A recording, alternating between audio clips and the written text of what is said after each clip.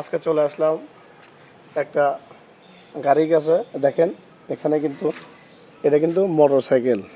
এই মোটরসাইকেলকে মডিফাই করে একটা অটো তৈরি করা হয়েছে। আপনাদের একটু গাড়িটা ঘুরে দেখাই। দেখেন এই যে সামনে এটা গ্লাস, এটা কিন্তু পলি, কিন্তু রূপে কিন্তু এটা গ্লাস। তারপরে এই যে সিট দেখতে পাচ্ছেন, সুন্দর সিট।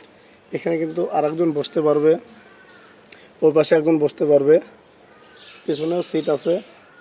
আবার এই যে এটা যে দেখতে পাচ্ছেন, এটা আছে পিছন থেকে যাতে বৃষ্টি পানি না আসে সেজন্য বেড়া দেওয়া আছে। আপনাদের এই পিছন সাইডটাও দেখাবো।